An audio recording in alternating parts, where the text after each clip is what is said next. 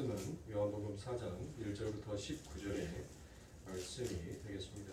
오늘의 말씀은 요한복음 4장 1절부터 19절의 말씀이지만 그 중에서 13절과 14절 두 절의 말씀만 한 목소리가 함께 봉독하도록 하겠습니다. 4장 13절과 14절 다 찾으신 줄 알고 봉독합니다. 예수께서 대답하여 이르시되 이 물을 마시는 자마다 다시 목마르려니와 내가 주는 물을 마시는 자는 영원히 목마르지 아니하리니 내가 주는 물은 그 속에서 영생하도록 솟아나는 샘물이 되리라. 아멘. 자, 사마리아 여인이라는 그 두 번째 말씀의 시간 속에서 오늘은 그 소제목으로 길을 잃어버린 인생이다라는 이 말씀을 가지고 여러분과 함께 은혜를 나누고자 합니다. 그래서 우리가 지난 시간에 이 표적들의 책은 이 세 가지 구조로 되어 있다라고 말씀을 드렸습니다. 그래서 그 표적들의 책은 표적과 오해와 강의의 순으로 그와 같이 됩니다. 그래서 이 역사는 길을 잃어버리는 삶이고 그와 같은 길을 잃어버리는 삶 가운데 예수 그리스도께서 직접 찾아오셔서 이제 그 예수 그리스도가 요한복음 14장 6절의 말씀처럼 인생의 길을 잃어버리는 그들의 삶 가운데 이제 길이 되어주시고 그들에게 진리가 되어주시며 생명이 되어주시겠다라고 우리 예수님께서 그와 같이 말씀하십니다.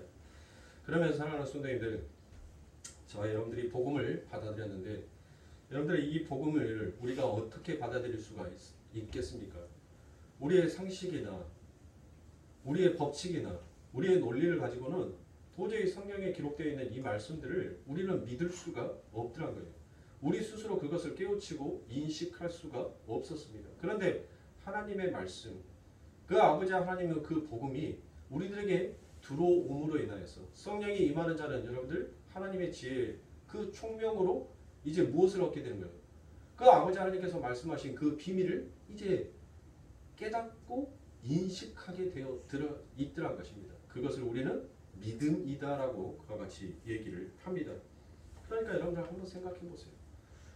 우리가 복음을 믿고 그리고 하나님을 믿는다는 이 사실이 엄청난 하나님의 은혜다라는 사실을 우리는 늘 우리들의 삶과 일상 속에서 놓치고 살아가더라는 것입니다. 여러분들 어떻게 성경에서 기록되어 있는 이 말씀이 여러분들 믿어집니까? 동정녀 마리아 그 처녀에게서 여러분들 아이가 태어날 수가 있냔 말이에요. 네? 어떻게 사람이 죽었다가 다시 살아날 수가 있습니까? 그뿐만이 아닙니다. 어떻게 사람이 물 위를 걸어 다닐 수가 있냐고요. 이거는 우리가 정해놓은 만류 인력의 법칙에도 어긋난 일이지 않습니까? 그뿐만이 아닙니다. 우리 예수님께서는 물고기 2마리와 보리떡 5개 가지고 거의 2만 명이나 되는 그와 같은 숫자들을 먹이셨어요. 성경에서는 뭐 5천 명을 먹였다라고 하는데 그건 남자의 숫자만을 말하는 거고 제가 말하는 이 2만이라는 숫자는 아니 여러분들 한번 생각해 보시라고요. 그렇게 배고프고 굶주려 있는 그들의 삶 가운데서 누가 떡을 주고 누가 먹을 걸 준다고 했었을 때 여러분들 자기만 홀랑 가갖고 그걸 먹겠어요? 아니죠. 그 예수의 기적을 보고 예수의 그 일하시는 그 행함을 보고 무엇하겠습니까? 야, 그 예수가 물고기 2마리랑 보리떡 5개로 축사를 하시고 사람들에게 떼어서 주는데 야, 그 떡이 줄지가 않아라는 그들이 먹으면서 그와 같은 소문들이 또한 마을에 퍼졌을 거 아닙니까? 그 소문을 듣고 아이, 어른 할 거 없이 모든 자들이 예수께 나와서 아마 그 떡과 물고기를 전부 다 받아서 먹었을 거란 말이에요. 그래서 저는 대략 그 숫자가 2만 명이 넘을 것이다라는 그와 같은 이야기를 하는 것입니다. 그러니 오해 없으시기 바랍니다. 자, 보시라고요. 물고기 2마리와 보리떡 5개로 2만 명을 먹이실 수 있는 그 아버지 하나님. 도대체 이분은 누구냔 말이에요. 아니 도대체 우리가 가지고 있는 질량 불변의 법칙과 에너지 보존의 법칙을 여러분들 완전히 무시한 그와 같은 행동을 우리는 어떻게 그것을 믿을 수가 있냔 말이에요. 그런데 우리는 그것을 바보같이 믿는단 말이에요. 세상의 사람들한테 그와 같은 이야기를 하면 전부 다 이와 같은 이야기를 합니다. 야, 어떻게 사람이 물리를 걸어? 그건 만류 인력의 법칙에 어긋난 일이야. 그거는 새빨간 거짓말이야 라고 얘기를 합니다. 어떻게 물고기 2마리와 보리떡 5개 가지고 2만 명이 넘는 그 숫자들을 배불리 먹고 12강줄기가 남는다는 이 말은 질량 보존의 법칙 또한 무시한 발언이기에 이 성경은 과학적이지 못하다. 그러므로 이 성경을 믿고 있는 자들은 참으로 어리석은 자고 미련한 자다라고 그와 같이 얘기합니다. 그러나 하나님께서는 그 미련한 자를 통하여서 지혜 있는 자를 무엇하게 한다고 하셨습니까? 그들을 총명하게, 그들의 어리석음이 무엇인지를 하나님께서는 밝히시다는 것이에요. 그러니까 세상의 지혜와 세상의 논리로 놓고 봤었을 때는 이 믿음이라는 것이, 복음이라는 것이, 그리고 또 이것을 믿는다라고 자칭 아버지 하나님의 백성이다라고 하는 사람들이 세상은 무엇으로 보이는 거예요? 참 저것들 미련하고 참 저것들 바보 같은 자들이다라고 그와 같이 얘기합니다. 그런데 그 아버지 하나님의 그 하나님의 선택하심이 우리의 눈과 귀를 열어버리니까 그것을 전부 다 믿고 아멘으로 따르게 되더라는 것이에요. 더더욱이나 저는 여러분들 굉장히 회의론자입니다. 제가 여러분들에게 몇 번을 말씀을 드리지만 저는 어떤 일들을 하기 전에 일단 그 일에 대해서 의심부터 하고 봅니다. 그리고 난 다음에 그 의심의 단계에서 어느 정도 통계치가 이것은 정말 통계치에 봤었을 때 어느 정도 신비성이 있어라고 생각을 할 때 그때서 저는 행동으로 움직일 정도로 굉장히 회의론자예요. 그러니까 세상의 사람들이 말하는 것들을 전부 다 저는 다 그것을 의심한단 말이에요. 의심. 그런데 이런 회의론자가 지금 여러분들 하나님을 믿고 있는단 말이에요. 그 아버지 하나님 아니면 나는 이 인생은 살 수 없는 자입니다라고 생각하면서 그 하나님의 바지끝을 붙잡고 있다라는 이 자체가, 그리고 예수 은혜 아니면 도저히 이제는 살 수 없다라고 고백하는 이 자체가 제 삶 가운데서는 기적과도 같은 일이에요. 저뿐만이 아니라 우리 사랑하는 성도님들 역시도 마찬가지입니다. 도저히 여러분들의 상식과 여러분들의 이론, 그것으로는 예수 그리스도를 믿을 수가 없는데 여러분들이 믿고 계시다고요. 그러나 사랑하는 성도님들, 이게 바로 우리들의 인생에 하나님의 축복받은 인생이라는 명백한 증거입니다. 그런데 우리들은 또 다른 기적을 원하잖아요. 이것만큼 우리가 예수 그리스도를 믿는다는 이것만큼 더 큰 기적이 우리들의 삶 가운데 어디 있겠습니까? 그냥 암덩어리 하나 뚝 하고 떨어져 나가는 거예요. 그게 기적입니까? 그걸 기적이다라고 말할 수 있어요? 그건 기적이 아닙니다. 도저히 하나님이 누구이고 예수 그리스도가 누구인지 우리는 기회의 할례를 받지 아니하고 눈이 어두워졌던 우리가 이제는 그 주님을 바라보면서 그 주님의 나라를 소망한다는 이 자체만으로도 우리는 엄청난 기적적인 삶을 살고 있다는 것을 사랑하는 성도님들 우리는 깨달아야 됩니다. 그러므로 아버지 하나님께서 내 삶 가운데 이와 같은 기적 같은 일들을 펼쳐내고 계시는 그 하나님을 우리는 무엇보다도 더욱더 신뢰해야 할 줄 아옵니다. 그러므로 사랑하는 성도님들, 이 사마리아 여인의 이야기는 제가 지난 시간에도 이 니고데모와 사마리아 여인을 통해서 두 가지를 비교해서 여러분들에게 말씀을 드렸지만 이 사마리아 여인은 여러분들 간단해요. 어떠한 내용을 이 안에 담고 있냐면, 자, 이 사마리아 여인은 어땠습니까? 우리는 전부 다 에클리노, 치우치다라는 로마서의 말씀을 가져다가 우리는 길을 잃어버렸다라는 그와 같은 말씀을 드렸죠.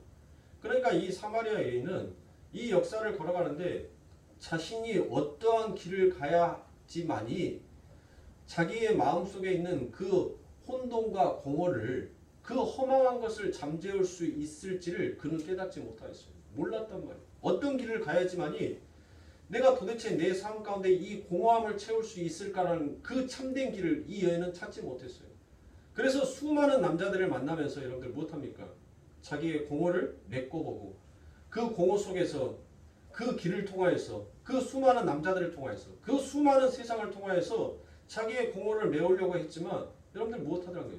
오히려 공허가 메워지지가 않다는 것입니다. 그렇게 길을 잃어버린 그 사마리아, 즉 아버지 하나님은 백성들에게 이제 누가 찾아가시는 거예요? 길이 되신 그 예수 그리스도께서 찾아가시는 것입니다. 그래서 그 여인에게 무엇합니까? 이제 내가 너의 길이 되어줄게. 너의 인생의 이정표가 되어줄게 라고 말씀합니다.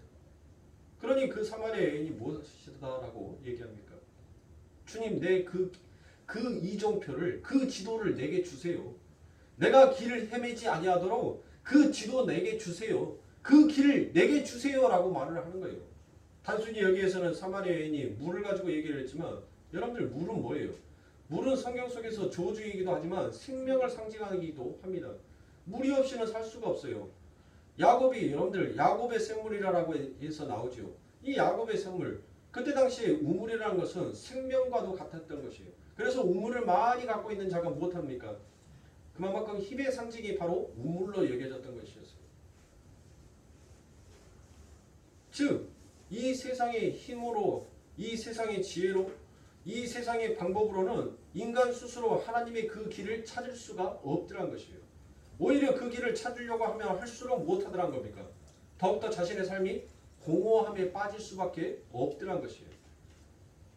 그래서 예수님께서 그 길이 되신 예수님께서 진리가 되신 예수님께서 생명이 되신 예수님께서 그 여인에게 찾아가는 것입니다. 얼마나 다급하셨는지 여러분들 그 예수님께서 그 야곱의 우물가에 털썩 주저앉고 납니다. 바로 아버지 하나님께서는 한 명의 당신의 영혼을 되찾기 위하여서 그렇게 침 삼킬 틈 없이 일하고 계심을 바로 예수 그리스도의 그 사역을 통해서 우리들에게 보여주고 계신 거예요. 침 삼킬 틈 없이 그렇게 바삐 움직이시고 그렇게 분주하게 우리들의 삶 가운데서 일하고 계시는 그 하나님의 일하심이 무엇인지를 예수 그리스도가 친히 몸으로 보여주신 거란 말이에요. 얼마나 바삐 걸어갔으면 그 우물가에서 텁썩 주저앉고 마십니까? 우리가 그 예수님을 알아봤습니까? 우리가 그 예수님이 누구인지 그 예수에게 우리가 무엇인가를 하나님 앞에 드렸습니까? 우리는 그 예수가 누구인지도 몰랐어요. 그분이 무엇하는 분인지도 몰랐고 그분이 우리에게 무엇을 주시기 위하여서 오신지도 몰라 했습니다. 그런 예수님이 우리들의 삶 가운데 찾아오신 거예요. 그러므로 사랑하는 성도님들, 우리가 이 사마리아 여인의 이야기를 통하여서 혹시 사랑하는 성도님들 이 세상 가운데서 여러분들의 삶에 공허를 메꾸기 위하여서 여러분들은 수없이 많은 길들을 지금까지 걸어오셨고 또 앞으로의 그 인생의 길을 걸어가실 겁니다.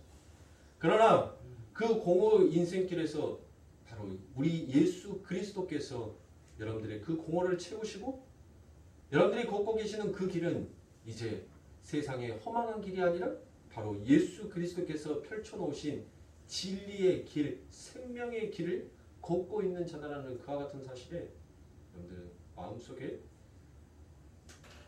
기쁨과 찬송이 여러분들 가슴 안에 가득 담겨지기를 주님의 이름으로 축원합니다. 그래서 오늘 본문에 그러한 구조 속에 들어있다는 것을 잘 기억하시고 제가 1절부터 이제 차근차근 여러분들에게 설명을 드리도록 하겠습니다.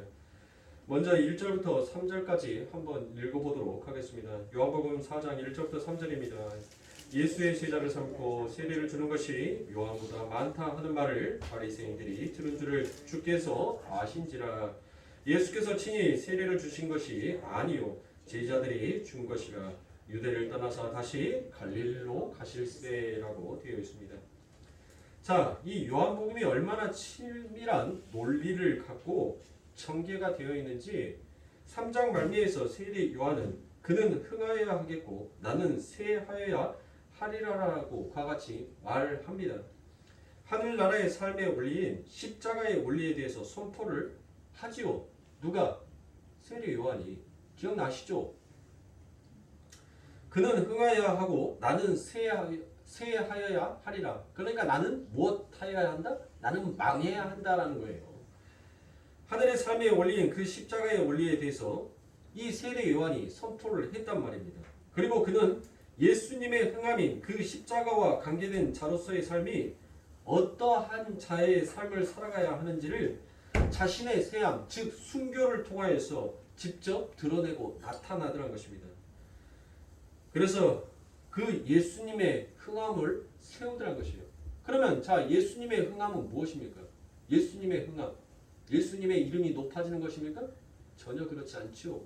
예수님의 흥함은 이 땅에 오신 그 목적을 이루시는 게 바로 예수님의 흥함이었습니다. 예수님이 십자가에서 죽는 게 바로 예수님의 흥함이었단 말입니다. 그래서 그가 예수님의 그 흥함과 관계된 자로서 이 땅에서 보여준 것이 바로 그의 세함 순교드라라는 것입니다. 그래서 예수님께서는 자기를 부인하고 자기의 십자가를 짊어지고 나를 따르라라고 그와 같이 명령을 하십니다. 그러니까 쉽게 말하면 바로 이와 같은 것입니다. 예수님의 흥함인 그 십자가의 대속 안에 들어가 있는 자들은 반드시 무엇을 하게 돼 있다는 거예요. 자신의 세함, 즉 자기를 부인하고 십자가를 짊어지는 그와 같은 삶을 살게끔 되어 있더라는 것입니다. 반드시 필연적으로. 그런데 오늘 본문 1절에 보시면 예수님도 누군가의 흥함을 위해 계속 쇠해지는 모습을 보여주고 있습니다. 잘 이해하셔야 해요. 잘 이해하셔야 합니다. 예수님의 인기가 세례 요한보다 높아지자 예수님은 황급히 그 높아짐의 장소에서 떠나셨다라고 그와 같이 성경은 기록합니다. 요한복음을 보면 계속해서 예수님은 그 인기가 높아지는 자리에서 계속 무엇하더라고요? 계속 떠나시고 도망치시더란 것입니다. 예수님께서 그렇게 쇠하여짐은 지금 누구의 흥함을 위해서 그렇게 예수님이 이 땅에 오셔서 쇠해지고 있는 거냐고요. 자, 세례 요한을 쇠해짐은 누구를 흥하게 하기 위해서? 예수 그리스도를 흥하게 하기 위해서 그가 쇠해졌죠. 순교를 했단 말이에요. 자기를 부인하고 자기의 십자가를 짊어지고 그 예수님을 흥하게 하였단 말이에요. 자, 그 예수님은 당신이 흥하여지려고 하자 그 흥함의 자리를 자꾸 예수님은 피하신단 말이에요. 그러면 그 자리를 피했다는 것은 자기가 뭐 했다는 거예요? 예수님 자신이 쇠해졌다라는 말이잖아요. 그러면 예수님의 그 쇠하심은 누구를 위한 거냐고요? 하나님을 위한 것이고 저와 여러분들을 위하여서 아버지 하나님의 성도들을 위하여서 예수님은 쇠하여진 것이에요. 그런데 그렇게 예수님의 그 쇠하여짐이 하나님께서는 무엇으로 인정해 주는 거예요? 예수님의 흥함으로 인정하여 주시더란 것입니다. 그러므로 여러분은 여러분의 쇠함으로 예수 그리스도의 흥함을 완성시켜야 하는 자입니다. 십자가의 그 죽음을 십자가의 의미로 우리는 완성해야 하는 자이기도 합니다. 우리의 쇠함이 무엇이다라고 얘기했습니까? 우리의 쇠함, 내가 부인되는 것이죠. 내가 십자가를 진다는 것은 무엇을 의미하는 것입니까? 내가 바로 그게 내가 나의 옛사람을 죽이고 나의 고집과 원하는 성품 이거 죽여가는 것을 우리는 무엇이다라고 얘기합니까? 그거를 다른 말로 나의 거룩이다라고 말할 수 있는 거예요. 그러니까 하나님께서는 내가 거룩하니 너희도 거룩하라라고 이야기를 하죠. 그러면 그 하나님은 거룩하니 그 하나님이 거룩하다라고 말씀하시고 너희도 내가 거룩하니 너희도 거룩하라라고 말을 한 것은 우리가 거룩하여지기 위해서는 우리 안에 무엇이 사라져야 하는 거예요? 죄가 사라져야지만이 우리 안에 죄가 없어져야지만이 우리가 무엇할 수 있어요? 의인이 될 수 있고 거룩한 자가 될 수가 있잖아요. 그렇죠. 그러면 우리의 죄를 여러분들 없애게 하기 위해서 그 아버지 하나님께서 그 길을 열어놓으셨단 말이에요. 그 길이 어떤 길? 우리가 너무나도 잘 알고 있는 자기 부인과 자기 십자가인 거예요. 자기를 자꾸 부인하고 자기가 마다 그 십자가에 자기가 원하는 이 세상의 욕망과 아집과 모든 탐욕들을 그 십자가에 못 박아 죽임으로 인하여서 그 죄가 무엇하다는 거예요? 도말된다 했잖아요. 일사부재리 원칙에서 한번 그 죄에 대해서 판결을 받으면 다시 그 죄에 대해서 번복하여서 형벌할 수 있다 없다? 없다라고 얘기를 했잖아요. 그러니까 하나님께서는 자꾸 우리들의 삶 가운데 자기를 부인하라는 거예요. 자기를 부인하고 자기의 십자가를 짊어지라는 거예요. 네? 그런데 우리 스스로는 여러분들 또 그 모든 것들을 무엇으로 여깁니까? 하나님께서 그렇게 말씀하시니까 무엇? 참 법 좋아해요. 네. 우리들 끈떡하면 뭔 말합니까? 법대로 해. 그래. 법으로 하자. 그 말 잘하잖아요. 법대로 하자. 그 말 잘하잖아요. 그래서 예수 그리스도께서 자기를 부인하고 자기가 쇠하여지고 그 아버지 하나님의 이름이 거룩하게 그 하나님의 흥함으로 가는 것이 어떠한 길인지를 보여주시는 것이 바로 우리 예수 그리스도의 삶이었어요. 그래서 그분이 이 땅에서 쇠하짐으로 인하여서 날마다 그분이 쇠하여짐으로 날마다 누가 흥하여지는 거예요. 아버지 하나님의 그 이름이 날마다 거룩하게 빛나더란 것입니다. 그래서 그 예수 그리스도의 십자가가 완전한 것이기에 이런 사람들이 자기가 쇠하는 것도 기뻐하는 자들로 나타나게 되어 있더라라는 것입니다. 그러니까 예수님은 우리의 흥함인 구원을 위해서 자기가 쇠해지는 십자가를 지신 것이고 우리는 예수님의 흥함인 십자가를 위해서 그 십자가의 완성, 그 십자가가 완전한 것이라는 것을 증명해내야 하는 우리의 쇠함을 이 땅에서 여러분들 겪어야 하는 것이에요. 그것을 이 세상 가운데 드러내고 바로 보여줘야 하는 것입니다. 그렇게 드러내고 보여주는 것이 뭐예요? 우리 예수님께서 세례 요한이 나는 예수님은 흥하여야 되고 나는 쇠하여야 한다라는 그 말을 했죠. 우리 예수님께서는 그 말씀을 무엇을 합니까? 바로 하나님 사랑, 이웃 사랑이다라고 그와 같이 그 율법의 모든 것들을 정리하여서 이와 같은 맥락으로 말씀해 주시는 거예요. 그러므로 결국 우리가 예수 그리스도의 그 흥함의 완성인 십자가를 완벽하게 이 땅에서 증거하고 증명하기 위해서는 바로 예수 그리스도가 하나님의 아들이고 그분이 우리들의 참된 요한복음 14장 6절의 말씀처럼 길이요 진리요 생명이었다는 것을 증거하고 증명해내기 위해서는 반드시 우리의 무엇이 필요하다? 우리의 쇠함이 필요하다. 그러면 그렇게 쇠한 자들이 이 땅에서 무엇을 증거하고 무엇을 나타내고 무엇을 보여주라는 거예요. 바로 자신의 쇠함을 기쁨으로 여기는 자들이 하나님을 사랑하고 그 이웃을 사랑하는 자로 나타나더란 것이에요. 그래서 그 모든 것을 누가 먼저 해주셨어요? 우리 예수 그리스도께서 다 해주신 것이에요.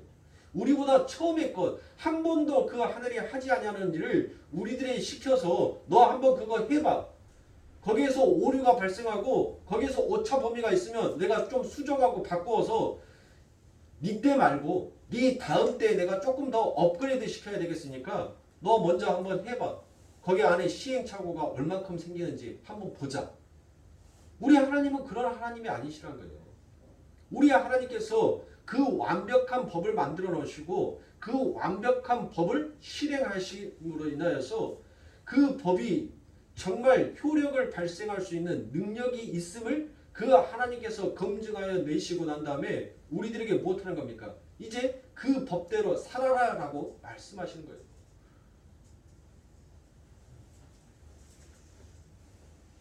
그러니까 사랑하는 성도님들, 우리가 이 세상 가운데서 쇠하여진다라는 이게 얼마나 힘든 것입니까?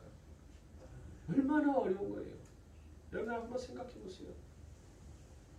내가 참고 내가 인내해 줬어요. 정말 화가 나서 도저히 용서하지 못할 일들을 용서를 해줬단 말이에요. 그러면 상대는 여러분들 그 부분에 대해서 어떻게 생각을 할까요? 고마워할 줄 아세요? 아, 이런 상황에서도 쟤가 참네? 야, 이렇게도 쟤가 나를 용서해 주네? 여러분들 그와 같은 생각이 인간이 받아들이면 그것을 여러분들 우리는 무엇 할 줄 알아야 돼요? 고마워할 줄 알아야 되잖아요. 그런데 무엇 하더라고요? 오히려 더 짓밟아 버리더란 것이에요. 그렇게 참아주고 그렇게 인내하니까 마치 떡반죽 질금질금 밟아버리듯이 그렇게 밟아버리더란 것입니다. 그러면 여러분들 무엇해요? 아프잖아요. 얼마나 아파요. 얼마나 찢어질 것 같습니까? 얼마나 괴롭냐고요. 근데 하나님께서는 무엇하라는 거예요? 인내하라는 거예요. 내가 너희들의 수모와 그 모욕을 인내했듯이 너희도 인내하라고 얘기하는 것입니다. 그게 바로 우리의 쇠함인 것입니다. 그러니 사랑하는 성도님들, 이게 우리의 힘으로 우리의 능력으로 여러분들 이게 되냔 말이에요. 안 돼요. 불가능한 거예요. 도저히 그렇게 될 수가 없어요. 그러면 누가 해주신 거예요? 바로 우리보다 먼저 새암이 되셨던 그 예수 그리스도께서 그 길을 열어주시고 그리고 성령을 우리들에게 보여주시사 진리와 생명인 그와 같은 증거의 일을 하나님께서 드러내시고 나타내시더라는 것입니다. 그러면 그 삶을 이 땅에서 보여주면서 사는 자로 우리는 점점 드러나게끔 되어 있습니다. 그런데 여러분들 이 본문 1절을 보시면 여러분들 참 이상한 구절의 말이 있습니다. 예수께서 유대를 떠나시는 그 이유를 굳이 무엇으로 밝히고 있습니까? 예수님이 주시는 세례의 인기가 요한의 것보다 낫다는 것이 누구에게 들렸다는 거예요? 바리새인들에게 들렸기 때문이다라고 이렇게 밝히고 있습니다. 마치 여러분들 그 예수 그리스도께서 그 유대를 떠나시는 것이 그 바리새인들의 세상의 권력과 세상의 힘 앞에서 굽실거리는 것처럼 마치 비겁하여 도망가는 것처럼 여러분들 그와 같이 그려지고 나타나고 있단 말이에요. 그저 연약한 자의 모습으로. 그러니까 세상의 사람들이 이 성경의 구절을 읽으면 야 어떻게 하나님의 아들을 하나님의 신이라고 하는 사람이 세상에 가장 큰 권력을 가지고 있는 큰 힘을 가지고 있는 그 바리새인들이 무서워서 저렇게 도망갈 수 있을까라고 그와 같이 생각되어지기도 합니다. 그러나 그것은 성경을 아주 초등학생이 초등학문으로서 성경을 읽는 것과 똑같은 것이고 우리는 여러분들 더욱더 깊이 있이 성경의 비밀을 하나님께서 밝혀주셨으니까 더욱더 깊이 한번 들어가 보자고요. 자, 예수님의 세례와 세례 요한의 세례의 차이가 뭐예요? 세례 요한의 세례는 뭔 세례입니까? 가까워져. 이렇게 물어보니까. 세례 요한의 세례는 무슨 세례였어요? 회개하라 천국이 가까웠느니라라는 회개의 세례였어요. 예수님의 세례는 어떤 세례였습니까? 뭐 세례 요한의 세례는 물 세례고 예수님의 세례는 뭐 불 세례라고 얘기를 하는데 그냥 넘어가고 지금 오늘 본문에 해석해야 될 것도 많으니까 그런 것은 제가 나중에 설명을 해드릴 테니까 예수님의 세례도 이 땅에 예수님께서 오신 이유가 뭐예요? 회개하라 천국이 가까웠다라는 그와 같은 말씀을 하셨단 말이에요. 즉 예수님의 세례랑 세례 요한의 세례랑은 전혀 다른 세례가 아니에요. 똑같은 세례란 말이에요. 똑같은 세례. 그런데 그들은 세례를 어떤 것으로 여겼어요? 세례를. 그들의 삶 가운데 세례를 받는 것은 우리가 요한복음 1장에서 여러분들 쭉 공부해갖고 오면서 그 세례 요한이 주는 그 세례를 누구들이 받았다고요? 누구도. 그 자리에 누구까지 왔다고요? 바리새인들과 서기관들도 그에게 나와서 세례를 받더라라고 얘기를 하지 않습니까? 그러니까 그들은 그 세례에 담겨져 있는 참된 의미와 뜻을 알지 못하고 그것을 하나의 무엇으로 여기는 거예요? 정결 예식으로만 여기더라는 것이에요. 하나의 법으로만 여겼더라라는 것입니다. 그러니까 정결 예식은 뭐예요?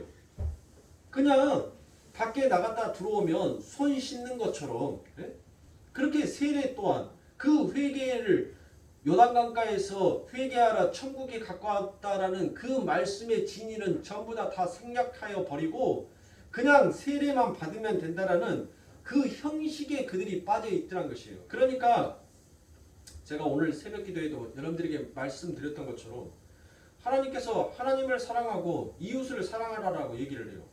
그러면 하나님의 사랑은 도대체 어디서부터 어디까지 사랑하는 것이 하나님을 사랑하는 것이고 이웃을 사랑하는 것은 도대체 어디서부터 어디까지 사랑을 해줘야지 그 이웃을 사랑하는 것인지 여러분들 차라리 하나님께서 그 법의 한계를 만들어주면 그어주시면 여러분들 못해요.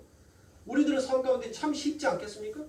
그 법을 지키고 하나님 앞에 가까이 가는데 더 쉬울 거 아닙니까? 법으로 정해져 있으니까. 용서하라고 했어요. 용서. 그러면 용서는 어디서부터 어디까지 용서하는 것이 그게 진짜 용서인지 하나님께서 법으로 정해 주시면 그러면 오히려 더 그 한계점이 분명하니까 더 쉽잖아요. 근데 하나님께서는 사랑하라라는 말, 용서하라라는 그 말을 어떤 숫자의 개념이 아닌 무한으로 하나님은 표시한단 말이에요. 무한. 한계가 없는 것으로 표시를 해요. 천이라는 숫자를 가져다가 그렇게 완벽할 정도까지 하라라고 얘기를 합니다. 자, 그러면 사랑과 용서는 다 놔두고 하나님께서 우리들에게 주신 그 율법, 이 바리새인들이 여러분들 왜 하나님으로부터 그들이 독사의 새끼다라는 이와 같은 하나님의 저주를 받게 된 것입니까? 하나님께서 그들에게 율법을 주신 것은 무엇이에요? 내가 너희들을 이처럼 너희들은 이 법을 하나도 지키지 못하는 자인지를 내가 아는데 내가 너희들을 이 법 안에서 내가 너희들을 그렇게 사랑할 것이고 너희들이 어떠한 강도의 소굴이 되지 못하도록 너희들이 어떠한 도둑질을 하는 자가 되지 못하도록 나 외에 다른 신을 섬기지 못하는 자가 되게끔 내가 너희들을 그와 같은 진짜 나의 백성으로 만들 것이다 라는 것을 하나님의 이 역사를 이 인생을 이끌어가는 그 계획을 그 십계명 안에 전부 다 담아서 하나님의 백성들을 이끌어가고 있단 말이에요. 그런데 이 바리새인들은 그 하나님의 우리를 향한 그 계획과 뜻은 기억하지도 못하고 알지도 못하고 무엇하더란 것이에요. 그들이 법만 지켰어요. 법만 지키니까 못하는 거예요. 그 안에 뭐가 없는 거예요? 사랑이 없는 거예요. 부모와 자식 간의 사랑을 여러분들 법적인 의무로만 한다면 여러분들 그 자녀는 그 부모에게 무엇을 못 느껴요? 정을 못 느끼는 거예요. 사랑을 못 느끼는 거예요. 그러니까 이 바리새인들이 그 하나님의 사랑을 그들은 마음으로 느끼지 못하고 못하더란 것이에요.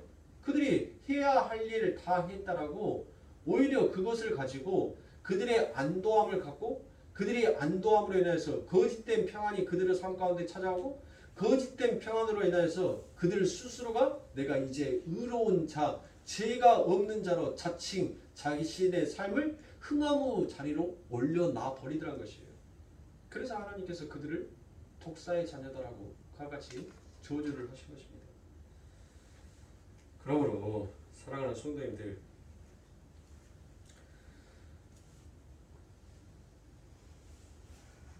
하나님께서 지금 이 세례를 가지고 우리 예수님께서 그 바리새인들이 오므로 그 갈릴리로 그 사마리아 땅을 걸쳐서 그 갈릴리로 가시려고 급히 떠나버리셨다는 말은 여러분들 즉 이 답을 어디에서 찾을 수 있냐면 자, 이 표적들의 책은 2장부터 12장까지 여러분들 무엇했다 하겠어요?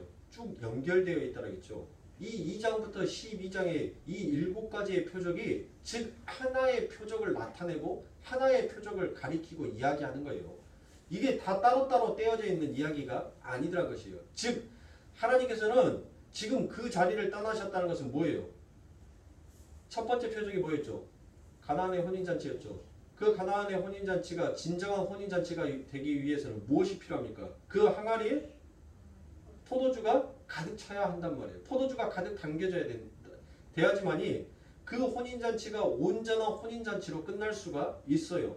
그런데 그 항아리가 비어 있었죠. 그러니까 즉 하나님께서는 율법의 형식만 남아있는 그 가나안의 혼인잔치를 무엇하는 거예요? 떠나버리신 거예요. 그 혼인잔치는 진정한 혼인잔치가 될 수 없기에 하나님께서는 그곳을 피하여 버리시다는 것입니다. 그러므로 사랑하는 성도님들, 형식분이 죽은 잔치를 떠나는 것처럼 형식만 남아있는 곳에는 우리 하나님은 그곳에 함께 거하실 수가 없다라는 것을 우리들에게 단면적으로 또 보여주시고 계시는 말씀과도 같습니다. 그래서 주님은 항아리가 비어있는 형식분인 죽어있는 잔치집, 그 잔치집을 떠나시는 것입니다. 그리고 주님은 그 무지를 떠나버리셨던 것입니다. 온갖 형식과 방법과 열심으로 하나님을 섬긴다라고 자부했던 유대교를 포도주가 떨어진 잔치집으로 확실하게 규정시켜버리는 사건이 바로 주님께서 유대와 바리새인들을 떠나는 모습으로 지금 나타내고 계시더란 것입니다. 그런데 주님은 유다를 떠나시면서 갈릴리를 목적으로 삼았다라고 그와 같이 이야기합니다. 왜 갈릴리를 목적으로 삼았다라고 굳이 성경은 밝히고 있냔 말이에요. 자, 예수님의 행로를 여러분들이 잘 그려보시기 바랍니다. 예수님께서는 예루살렘 성전을 혼란케 하시고 유대의 니고데모를 만나시고 갈릴리로 가셔야 합니다. 갈릴리는 아무에게나 선택한 곳이 결코 아닙니다. 주님은 구약의 예언을 성취하고 계시고 있는 것입니다. 구약의 이사야 선지자의 예언 중에 갈릴리가 등장을 합니다.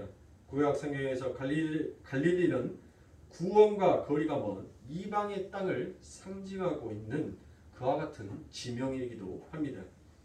이사야 9장 1절과 2절에 보니 전에 고통하는 자들에게는 흑암이 없으리로다. 옛적에는 여호와께서 스볼론 땅과 납달리 땅으로 멸시를 당케 하셨더니 후에는 해변길과 요단 저편 이방의 갈릴리를 영화롭게 하셨느니라.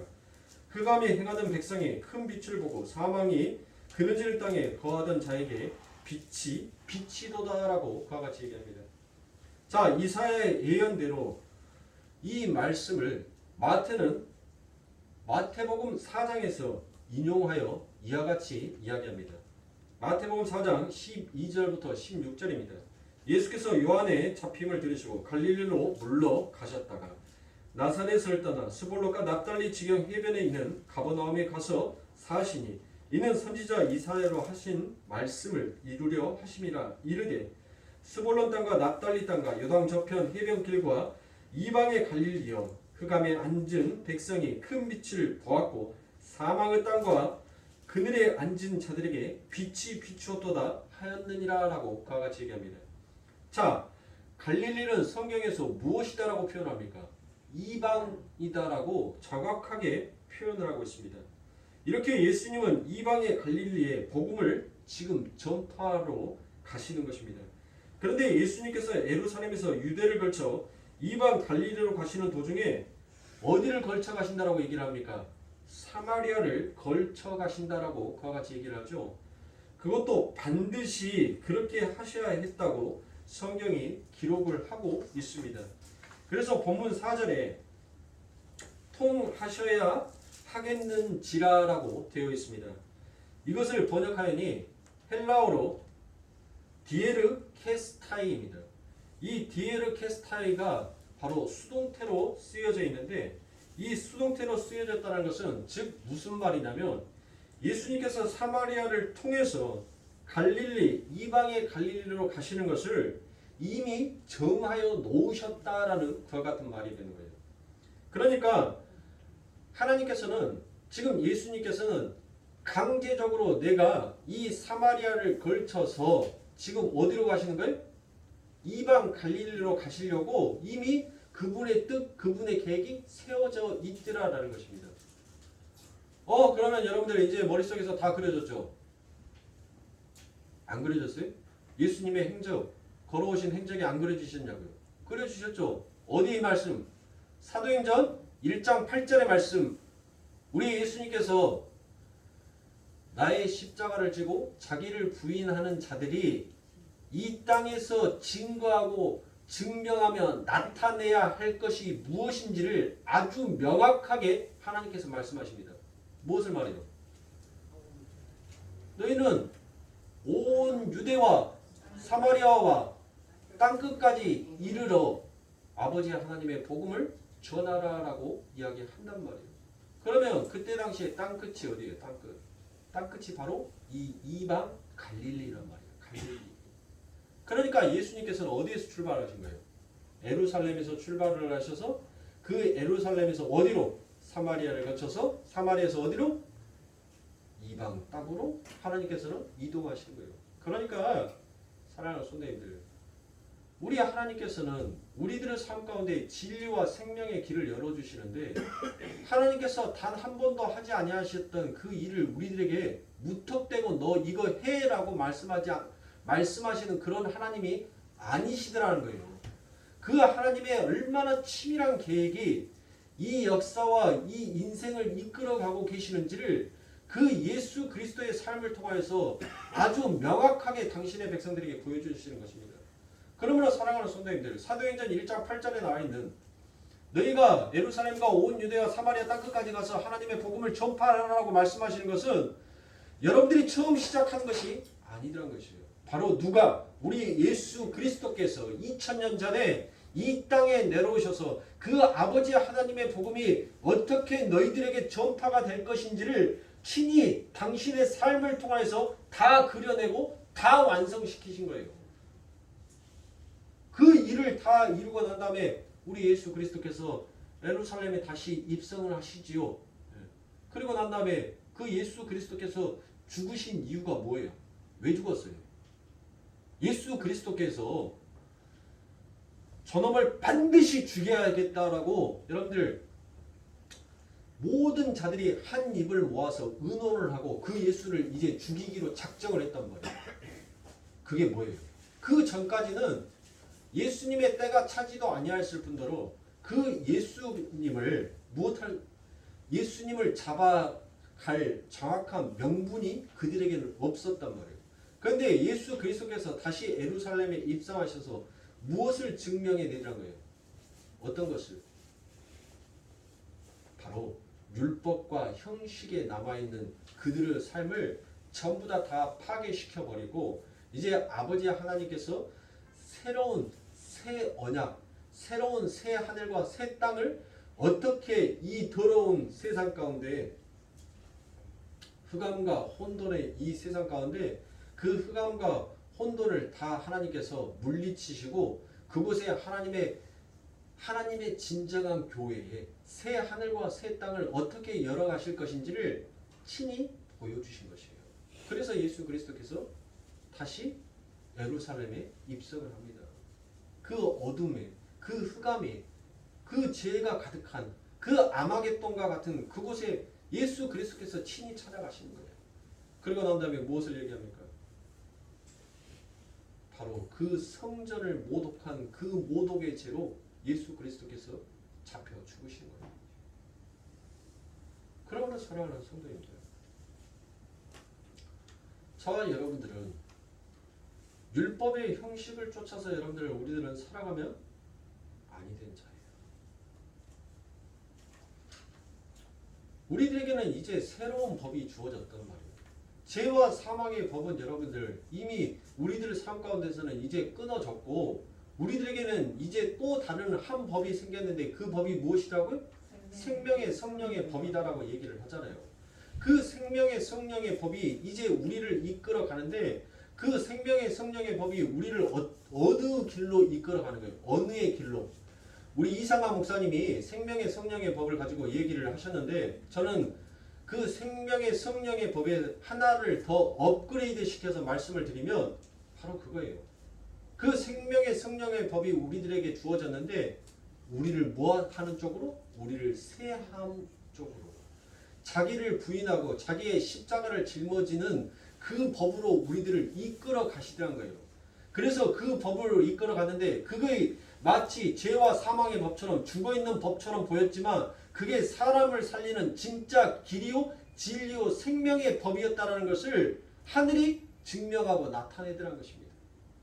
그러므로 사랑하는 성도님들, 우리 성도님들께서 여러분들이 각자의 위치 속에서 하나님의 복음을 전하고 선교를 하시고 여러분들 무엇을 다 하시든지 간에 여러분들의 열심으로 하려고 하지 마세요. 세상은 여러분들 무엇 하셨어요? 아니 교회에 있는 사람들도 기회 할례를 받지 못해서 하나님의 말씀이 무슨 말씀인지 제대로 파악도 못하고 있는데 세상의 사람들이 여러분들 그 하나님의 말씀을 한번 전한 말씀을 여러분들 이해하겠냐고요?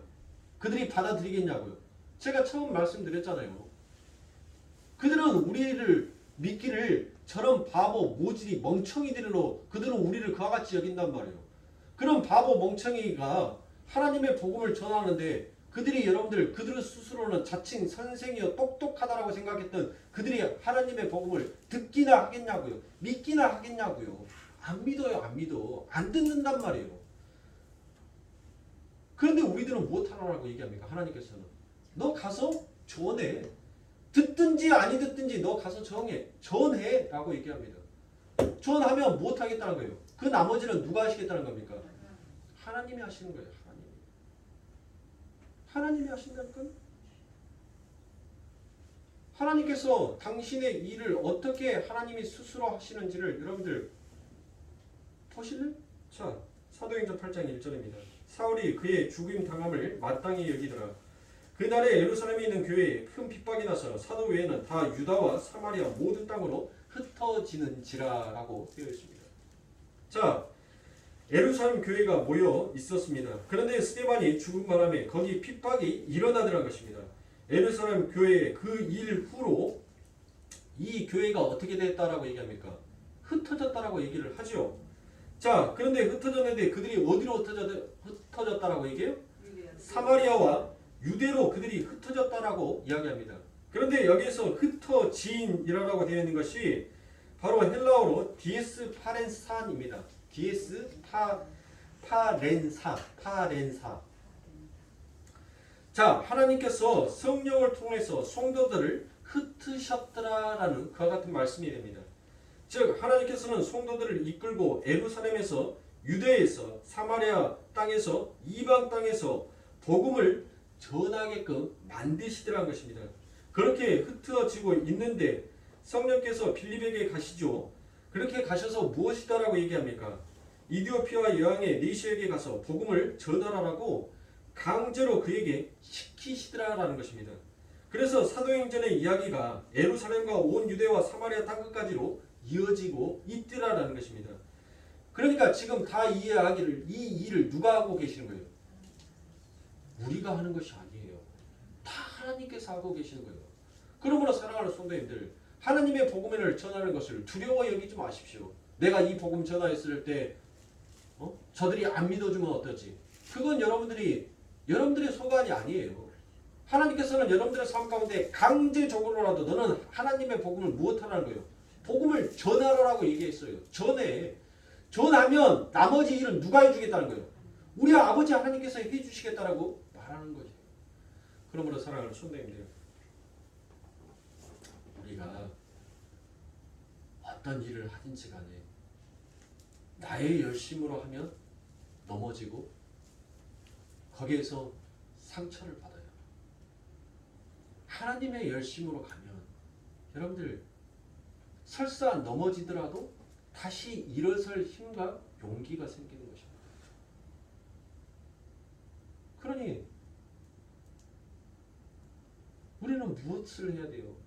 이 땅에 여러분들 내 빵조각, 내 새끼 밥 채우기 위해서 여러분들 살아가는 자가 아니에요. 그거는 동물들과 똑같은 거예요. 아침, 점심, 저녁 동물들도 삼새끼 묻고 똥 쌀 줄 알고 잠 퍼잘 줄 알아요. 에? 좋은 데 가서 콧바람 쉬면서 풀 뜯어 먹을 줄도 알아요. 그건 동물들이나 하는 거예요. 짐승들이나. 하나님의 백성은 무엇하는 거예요? 그 세상의 음식을 가지고 그것을 에너지 삼아 그 하늘나라의 것으로 우리는 전부 다 쏟아내는 자예요. 그렇게 쏟아낼 때 여러분들 무엇하더란 겁니까? 거기에서 우리의 세함이 나오고 뭐가 나오는 거예요? 하나님의 흥함이 나오는 거예요. 여러분들 한번 복음 전해보세요. 복음 전해보면 정말 세상 말로 콱 하고 그냥 으이그 하고 그냥 그 신성이가 잘 보는 짱구 보면 복미선이가 짱구가 말 안 들면 이 머리를 손으로 이렇게 하고 막 돌립니다. 이렇게. 그러면 짱구가 해요. 진짜 복음 전하는데 그냥 건방 앞에서 그냥 건방 떨면서 흐흐흐 하고 있으면 그냥 머리를 이렇게 해보고 싶단 말이에요. 근데 못해요. 참잖아요. 왜요? 왜 참아요? 뭐 때문에 참아요? 아니 해도 그만이고 안 해도 그만이잖아요. 우리. 근데 하나님의 복음의 그 은혜가 무엇인지를 깨닫고 나니까 이 입에서 불같은 성령이 내 입을 벌리지 아니하게끔 아니하고는 도저히 못 베기게끔 만들어 놓더란 것이에요. 왜요? 그 뜨거운 불이 내 안에서 활활 타오르니까 입을 벌리지 아니하고서는 그 화가 빠져나갈 곳이 없으니까 그러니까 뭐 하는 거예요? 입 벌리는 거예요. 입 벌려서 못 하더란 거예요. 하나님의 복음을 전하더란 것이에요. 근데 하나님의 복음을 전하는데 아이고 그런 것이 있었으면 왜 인자 찾아왔어? 진직이 찾아와서 나한테 말 좀 해주지. 아이고 고마워. 내 생명의 은인이여 라고 하면은 얼마나 이쁘겠어요. 얼마나 이쁘겠어요. 머리부터 발끝까지 다 핥아주고 싶죠. 다 뽀뽀해주고 싶죠. 근데 말하면 콧방귀도 안 껴요. 세상 백과사전은 지 머릿속에 다 들어있는 것처럼 얼마나 교만의 극치를 담고 있는데, 그런데도 우리는 못하더라고요. 그래, 나도 처음에는 그랬어. 야, 그 말도 안 되는 그런 말 하지 말아라. 나도 다 그랬다. 그런데 아니 시간이 지나다 보니까는 뭐가 조금 맛을 알 것이야. 맛을 알겠어. 너도 처음에는 다 그렇게 될 거예요. 속은 뭐예요? 속은 부글부글 하죠. 가짜는 놈의 새끼. 네가 언제부터 내가 확 속은 요러는데, 그런데 입에서는 못해요. 차마 그 소리는 못하겠고, 그래 맞아.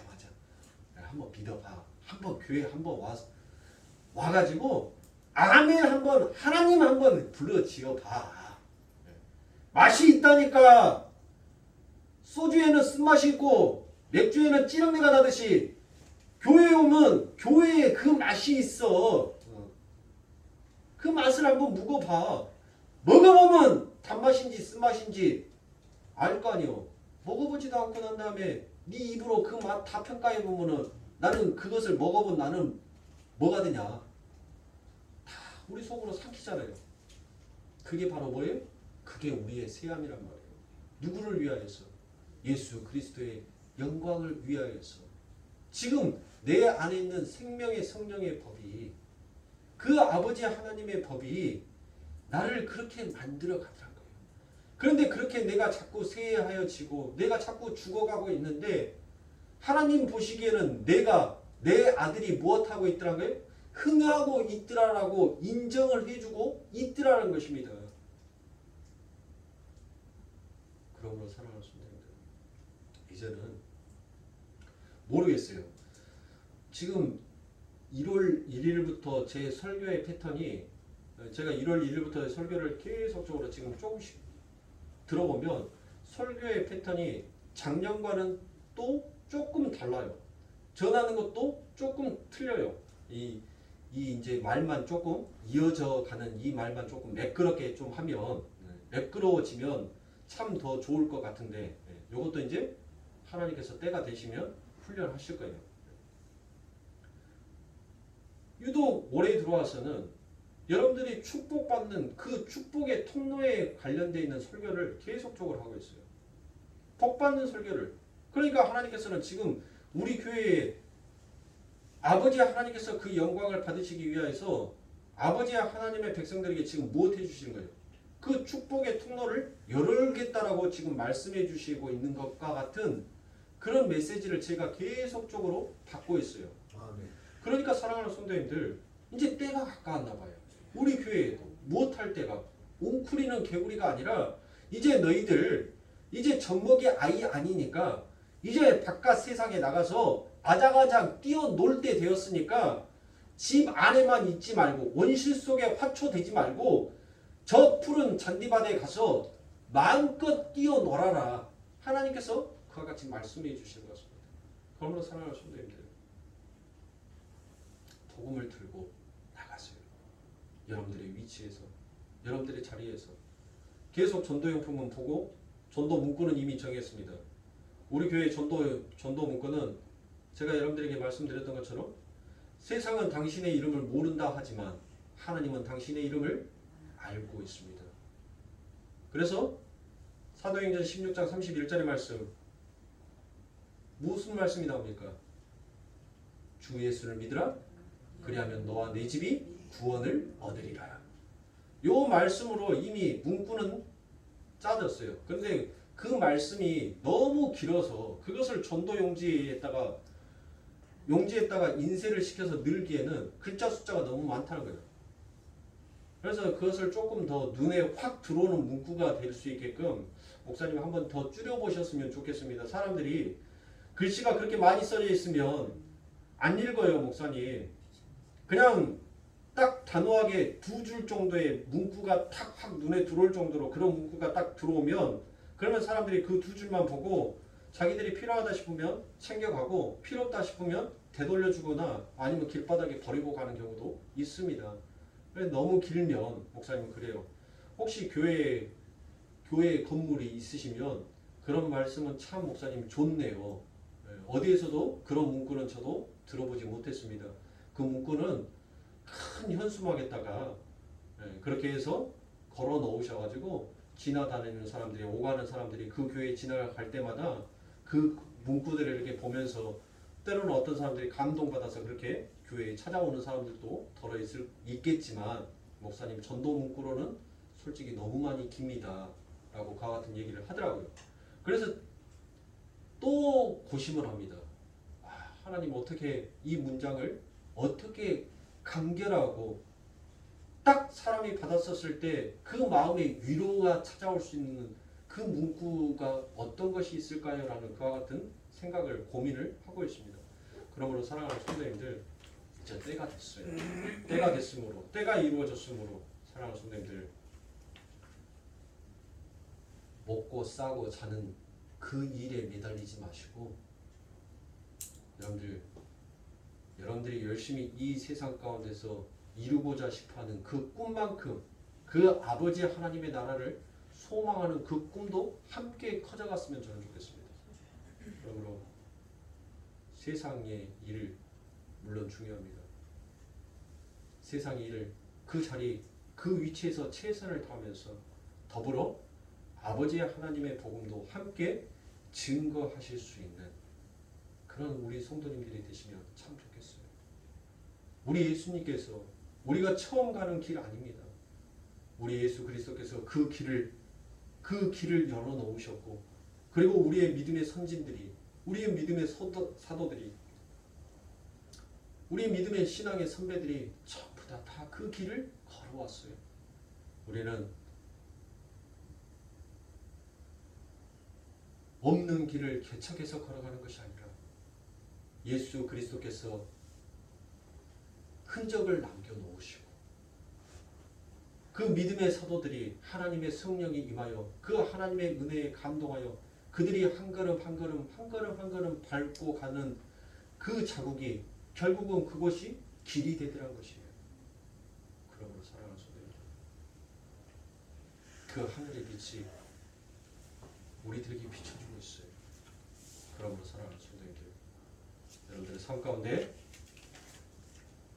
아버지 하나님의 그 흥함을 위하여서 기쁨으로 여러분들의 새함을 즐거이 선택하실 수 있는 우리 거룩교회 성도님들이 되시길 주님의 이름으로 축원하겠습니다. 사랑의 아버지 하나님 감사합니다. 오늘도 우리들은 아버지 하나님의 은혜가 무엇인지 하나님의 사랑이 무엇인지 아버지 하나님 듣고는 있습니다. 그러나 그 아버지 하나님의 사랑이 아버지 하나님의 그 파토스가 아버지 하나님 내 심금을 울리지를 못하고 있사오니 하나님 병들어버린 나의 마음과 나의 가슴을 주여 치료하여 주시옵시고 내 안에 아버지 하나님의 뜨거운 그 사랑의 심장이 다시 뛰게 하여 주시사 세상의 아버지 하나님이시여 나의 이름과 나의 흥함을 위해서 달려가는 그 어리석은 길에서 돌이켜 이제 아버지 하나님의 흥함의 그 길을 아버지 하나님이시여 기쁨으로 걸어갈 수 있는 우리들의 인생이 될 수 있도록 주님 우리의 삶을 우리의 길을 열어주시고 함께하여 주시고 축복하여 주시옵시며 아버지 하나님 큰 아버지 하나님의 능력으로 권능의 손으로 붙잡아 주옵소서. 예수님의 이름으로 기도드립니다. 아멘.